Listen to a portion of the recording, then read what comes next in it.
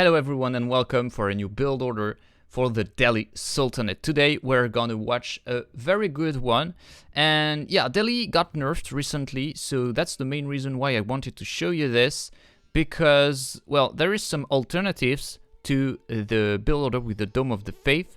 So I didn't made a build order with this. Maybe I will do it pretty fast, and I will also explain to you today when you're gonna do the build order with the Tower of Victory and when you're gonna do the build order with the Dome of the Faith. So yeah, the Dome of the Faith got nerfed.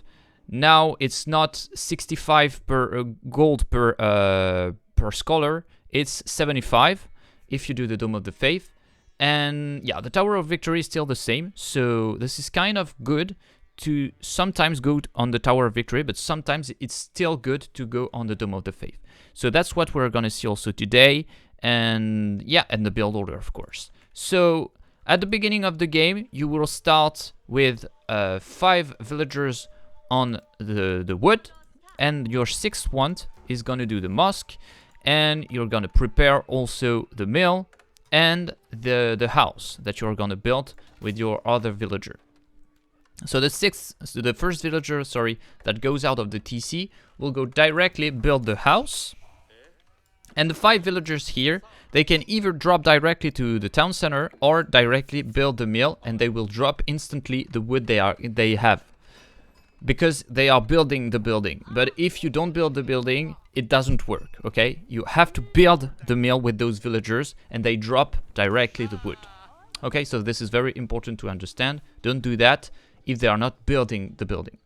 So when you have finished those building, you will have 7 villagers on food, and the next ones are gonna go directly on gold. You have to do all your technologies directly with Delhi because they are for free, but they cost a lot of time. So you have to do them directly. That's why you're starting directly with the mosque, because you can do your technologies, and also you have a free scholar that can allow you to have your technologies from the mill faster. So this is very interesting to have them very fast. Okay, so you have to put 3 villagers on gold, and then all the rest of the villagers are gonna directly go on the sheeps. Why you're not gonna go with the berries? Because this is too far, and the villagers will have to go from here to there, and then after you have to build your landmarks, so they are gonna have some more travel time, etc. So directly on the ship is better because you avoid some idle time, some travel time from your villagers. As long as you're doing this, you want to take your scouts, take all the sheeps of the map, take the most information also on your opponent, etc. And yeah, I'm gonna fast forward a little bit because here you're gonna put all your villagers on the sheeps. And that's all for the beginning. And we're gonna see now which landmark I'm gonna do. I said it before, the Tower of Victory. So why am I building this this one? First of all, I wanted to try it, of course, because I was wondering if it was good, and I think it's still very, very good to do it. But you have to do it if you want to do infantry units. So against some civilizations, you want to do more cavalry units. Against some civilization, you want to do more infantry units. So here I'm against Byzantines. And the Byzantines, well, if you do cavalry, it's pretty difficult to attack your opponent because they have very good spearmen. They can protect themselves pretty well. And the cavalry units are nice, but they are not that strong against Byzantines. And I feel like it's sometimes very, very cool to have a lot of infantry units against the Byzantines because they cannot control your mass of archers, for example. So this is kind of interesting to have that, but you have to take into account also that if you do infantry units, you are less mobile and you cannot attack your opponent from different points. So this is interesting against civilizations that are the same than you, that are with infantry units. So, for example, Byzantines or English, for example. But if you do that against French, for example, it's more difficult because he will have cavalry units and then he will have mobile units and he can take the control of the map. So this is a good example of when you kind of want to do the Dome of the Fail still, when you have mobile units against you. But if you have not very mobile units against you, so infantry units, it's kind of good to go to the Tower of Victory, because you will have some fights in order to take positions, in order to take the deers, etc. And you will have a very good production with the Delhi. So you may have understood that.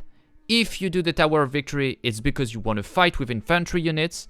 And if you do the Dome of the Faith, it's more if you want to go on the age ups and if you want to have mobile units. Why I'm talking about age ups also, because the more scholar you have, the more your technologies goes fast, and the better it is to go on age ups. So on Tower of Victory, you will more stay on H2 and fight against your opponent. Okay, you will not go fast H3 or something like that. You will have the control of the map, take the deers for example, take the sacred site, fight, and maybe after that go H3. But the Dome of the Faith is more like mobile units everywhere, taking the deers, and then go H3 very fast and go with other units. But Delhi got nerfed also on some technologies. For example, the technologies on H4 are less good, and also the elephants got countered better with the spearmen. So a lot of different stuff on the age ups are not as effective as before. So that's why the Tower of Victory is kind of good right now, because a lot of stuff got nerfed on the age ups for the Delhi, and also the Dome of the Faith, as I said before. So when you age up with the Tower of Victory, now you understand everything about when you're gonna go with the Tower of Victory and when you're gonna go with the Dome of the Faith. You want to have 5 villagers on food, and the rest of your villagers goes on wood. And you have 3 villagers on gold, but you will not stay that long with those 3 villagers. Why? Why you stay a little bit? Because you want to have 130 gold with your villagers in order to have a second scholar.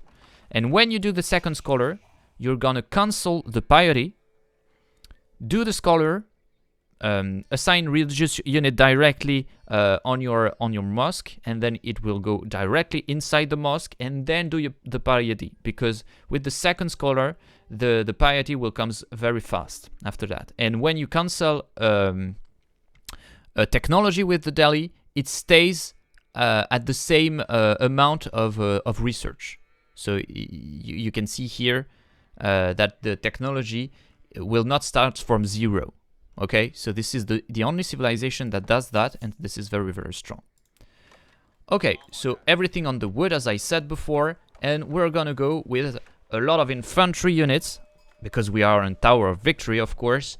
And yeah, against the Byzantines, it's kind of good. I wanted to know also if I can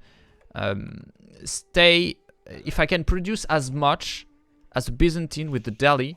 So I cannot produce as much, but this is kind of okay if I tempo a little bit and I wait for my Pro Scout to pop in, because with the Pro Scout you have a lot of food very fast. Okay, so after that, when you age up, you take all the technologies. This is very important, and the first one is the Pro Scout, of course. And I'm starting with an archery range. Why is that? You're gonna say, oh, but you're Pro Scouting. Yeah, but with the Delhi, it's 3 minutes. So I have the time to build a stable later on. And most of the time, the Byzantine starts with a barracks, so the archers are very good. And also, the second stuff is just, well, I have the Tower of Victory, so I want to go with infantry units. And the later I'm going to go with the stable, the better, because I'm going to have control of the map, because I have pretty good units.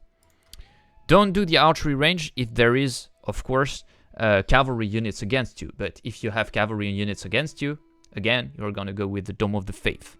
That's what I think, but maybe I'm wrong about this. But that's the thing I analyzed, and yeah, don't hesitate to share in the comments what you think about that. But yeah, so if you did the Tower of Victory and there is cavalry units, for example, if your opponent made the hippodrome, so I checked about that, and I know he hasn't made the hippodrome, so I directly I would directly go with the barracks, of course, in order to counter his cavalry units. So yeah, I'm gonna put pressure very fast on my opponent, and I know Byzantines can produce very fast, but they cannot really produce fast in the game. I'm gonna explain it because I don't know exactly how to say it, but what I mean is at the beginning of the game, they are not producing fast units, but when the game starts at 7 minutes approximately, they are gonna have a lot of units because of the mercenaries. But before that, they don't have mercenaries, and they have not a lot of units, and you can put pressure on them pretty easily and avoid them from taking gold or something like that, or taking the berries, etc. So this is kind of good. But when they have the first pack of mercenary, they have a lot of units, and so it's pretty difficult. So you have to take this into account. And the faster you're gonna go and put pressure on your opponent, the better. But of course you don't have cavalry units, so you don't move very fast. But you can counter your opponent because he's gonna go with the barracks first, as I said before. So this is kind of interesting to do that. As you can see, the longbowman will be there at 7 minutes approximately. So that's what I said just before. So you have time to put pressure here. That's what I'm doing. I avoid my opponent from taking gold. I avoid my opponent from making the tower here. And then I'm gonna harass him a little bit on his berries. So that's very important to understand. Because if I don't do this, my opponent will go fast h3, and this is not the same game at all. So you have to put pressure on your opponent in order to avoid him for going h3 or etc. Very, very important to understand, because if you don't do this, you're losing the game, because you have the Tower of Victory, and with the Tower of Victory, you kind of want to stay more on H2, as I said before, and you don't want to go on Aged Up, because you don't have a lot of scholars, and if you don't have a lot of scholars, you don't have your technologies fast, and this is very difficult. And as you don't have a lot of technologies, I recommend you to do 2 blacksmith in order to have your technologies faster. The first one is gonna go with the steeled arrow in order to have +1 on your archers, and the second one is gonna go with iron undermesh in order to have the defense of the arrows against your opponent, because I know my opponent is gonna go or with the longbowman or on the javelin throwers, of course. So now the build order is over. I did a stable also in order to have some units in order to counter the archers or the javelin throwers of my opponent.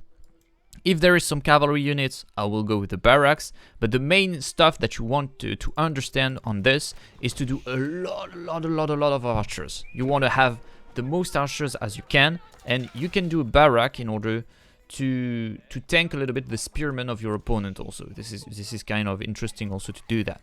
And as the pro scout goes, you will do some scouts also in order to have the deers of the map. And as you can see, I stopped from building my barracks, because this is better to have a lot of archers. So a very good example of civilization against you want to do this is the English, because with the English he will have a lot of archers, for example, if you fight on H2, and then you have a lot of archers too, and you can counter him. So this is very, very strong. You have to put pressure on him in order to avoid him from going fast H3. Again, this is very important to understand. As long as you have your technologies, you want to go on the sacred sites. So the first technologies that is here, in order to take all the control of the map. Here I'm gonna go with 2 barracks. You can make only 1. I think 2 is too much, but I saw some cavalry, so I said, okay, maybe I have to do a lot of spearmen here, because otherwise I will be in a difficult position. I recommend you to do not do more than 4 scouts in order to take all the deers of the map. And the first deers you want to take is, of course, the deers of your opponent, if you can do that. If you can't, then you take yours first, of course. And yeah, you want to take fights if you can. Here I see that I can take some fights, but this is kind of difficult. And the most important thing you want to understand is to use your archers like this. like hit and run the most as you can, because this is a very strong unit because they have more attack speed. So if they have more attack speed, this is better. As long as you fight, you can take the sacred sites on the side. And if you win the fight, of course, you're gonna go with the sacred site. Also, another stuff that I wanted to show you, here I took a very good fight, is when you have the control of the map like this, you're gonna put pressure on your opponent, and at the same time, you can build also walls with your units. So here I'm gonna put some idle time on my opponent. This is very good, very good. And as you can see here, I'm producing a lot of walls in order to avoid my opponent from attacking me on everywhere. And this is very important to understand that, because at this timing, if I have only my deers and not the deers of my opponent, it can happen sometimes, especially if you're playing against the civilization that Pro Scouts do. You're gonna lack some deers under your TC, you're gonna lack some food, and at this timing, if you don't have walls, your opponent can use some cavalry units in order to attack you on berries, and if you don't have the berries, you don't have food, and if you don't have food, you're over. It's over for you. So very important, and as you do that, take all the sacred sites, it puts pressure on your opponent, and yeah, don't hesitate at this timing, because you have the 3 sacred sites, to go on H3, because you're gonna have some gold thanks to that. At the same time, when you're doing this, you want to do also some scholars in order to take all the relics directly in the map. So you can do the scholars during your age up, and you can put them also on the archery range, on the stable, and on the barracks, especially if you have a big army like this. And so the technology here is 5 minutes to go to the veterans. So that's why it's not that cool to have the Tower of Victory. But if you fight on H2, it's okay. Okay?